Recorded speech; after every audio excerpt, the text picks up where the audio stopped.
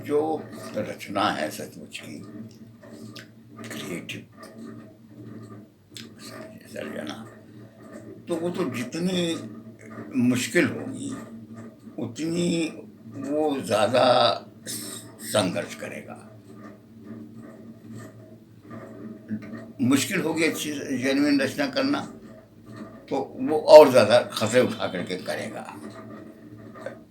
सर्जना से जोखम का संबंध हमेशा हमेशा रहा है।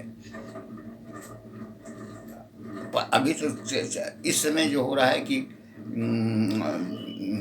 मुश्किल पड़ गया है। लोग ऐसी ऐसी बातों पर भी लोग आपत्ति उठा लेते हैं या दंड देने लगते हैं। कभी सोशल मीडिया पर भी, कभी किसी को जेल भेज दिया, किसी का FIR करा दिया, जो बड़ी सामान्य बातें हैं जो बिल्कुल ठिकाने से लेना चाहिए। किसी नेता के बारे में कोई बात कही गई तो पहले कितनी कितनी बातें, राजीव गांधी के समय में ही नारा लगाया जाता था राजीव गांधी चोर है, लेकिन कोई यानी वो क्या कुछ नहीं, लोग अपना करके कर देते थे। इंदिरा गांधी के बारे में, नेहरू के बारे में कितनी कितनी बातें कही जाती थी, आप जानते होंगे। तो कहीं कुछ नहीं। तो लेकिन अब ऐसा हो गया है कि उसको कुछ करके लोगों को सजा दी जाती है या सोशल मीडिया पर उनका तिरस्कार किया जाता है, अपमान किया जाता है। और हमेशा होता है कि सत्ता के साथ साहित्यिक नामधारी कुछ लोग हमेशा ज़्यादा लोग हो जाते हैं। खास कोई जो मैं कोई ऐसे चिंता नहीं, ऐसे नहीं कहता, किसी को आरोप नहीं लगाता, लेकिन ये जो सस्ते मंची कवि होते हैं, तुकबंदी करने वाले, वो एकदम से बहुत आ जाते हैं। तो ये बहुत है, बहुत कवि का एक बहुत ज़्यादा पैदा कवि हो गए हैं जो राष्ट्रवादी कवि हैं, जो राष्ट्र के गीत गा रहे हैं, और एक जनसंख्या इतनी बढ़ गई है उनके आकर के। और कुछ बहुत एक कुछ कवियों का ऐसा एकदम से नाम होता है कि वो चिंता होती है, देखना पड़ता है कि आखिर ऐसी कौन सी बात उन्होंने लिखी है कि उनका इतना बड़ा नाम है। तो ये है। इंदिरा जी के समय में भी, कांग्रेस समय में भी इसलिए जोर शोर से नहीं होता था। और उस समय में आप ये मजबूरी राजनीति में जयप्रकाश, डॉक्टर लोहिया, हरकिशोर सुरजीत, डांगे, ऐसे लोग थे जो साफ साफ विरोध भी ढंग से उनका करते थे। और उनके विरोध को कोई मतलब इस तरीके से ये कोई नहीं कह सकता कि आप विरोध क्यों करना है, क्या नहीं करना है। लेकिन उसमें भी अब मुझे एक घटना याद आती है, वो घटना मैं आपको सुना दूं तो बहुत कुछ जो आप मैं कहना चाहता हूँ वो स्पष्ट हो जाएगा। मेरी पैदाइश 16 फरवरी 1931 की है, और ये बात मैं सुना रहा हूँ आपको सन 46 का। सन 42 के आंदोलन के बाद नेहरू जी जेल से निकले ही थे, और कोई कोई ट्रेड यूनियन का किसी का चुनाव होने वाला था। तो जवाहरलाल नेहरू बलरामपुर गए थे, चुनाव नए नए थे।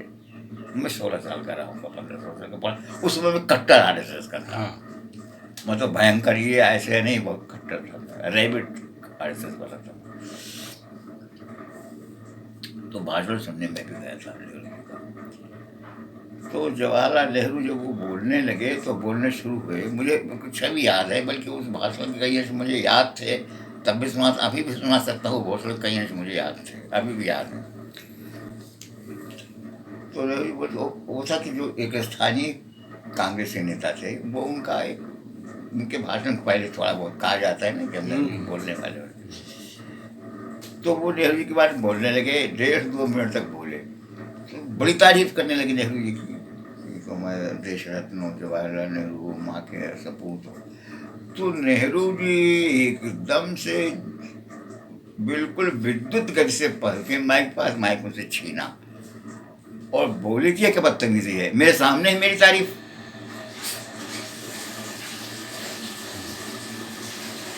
तो वो एक, ये मैं कह रहा हूँ, ये राजनैतिक चेतना ही नहीं थी, ये सामाजिक चेतना थी, ये जनतांत्रिक चेतना थी, ये सौंदर्य बोध था।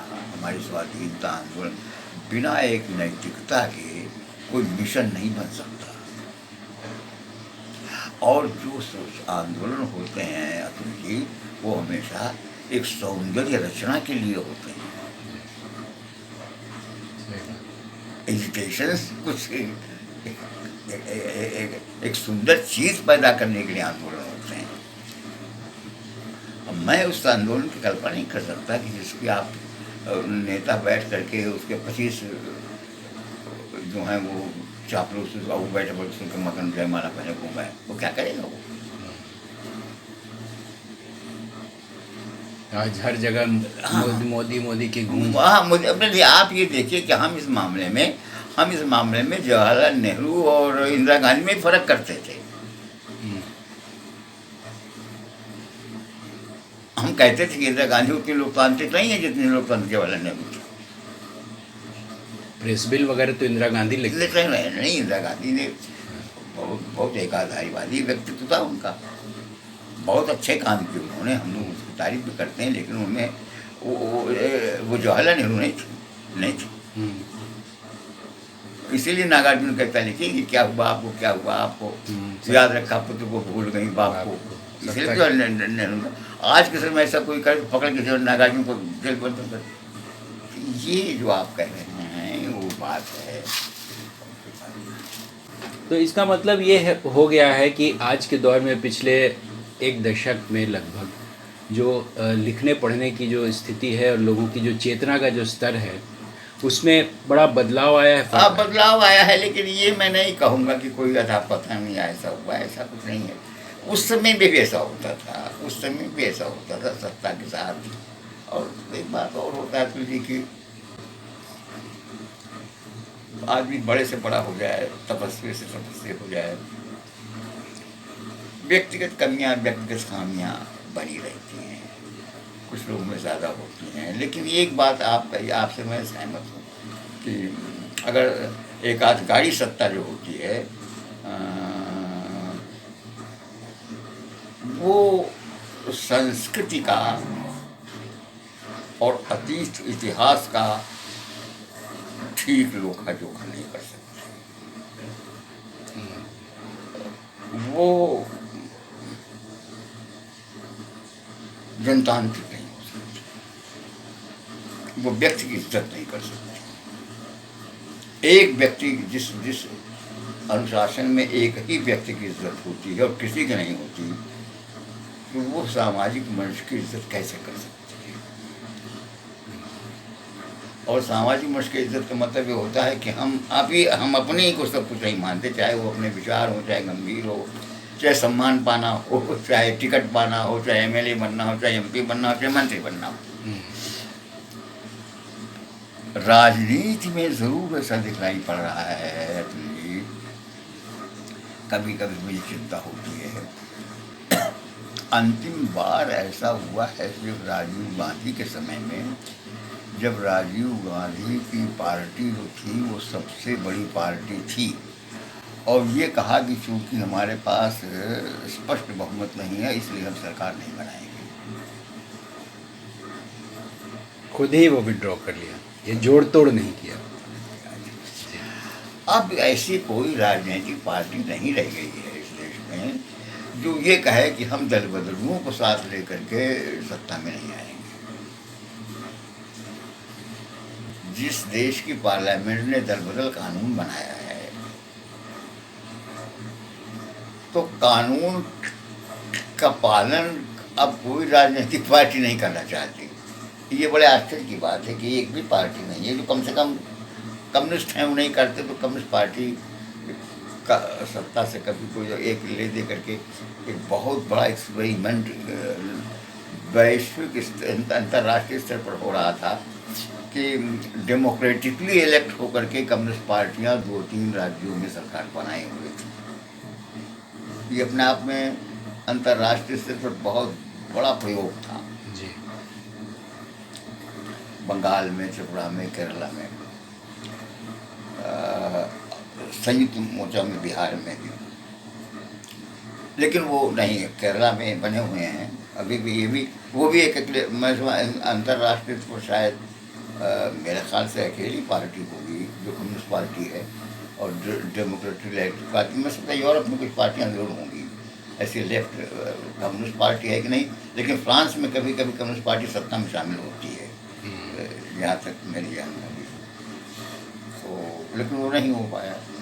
नहीं, तो आज के दौर में कम्युनिस्ट आंदोलन अब पहले की स्थिति में तो बिल्कुल भी नहीं है। नहीं, कहीं से बिल्कुल भी नहीं है। नहीं, वो कम्युनिस्ट आंदोलन को लेकर भी बड़ा अजीब है चक्कर। चक्कर ये है,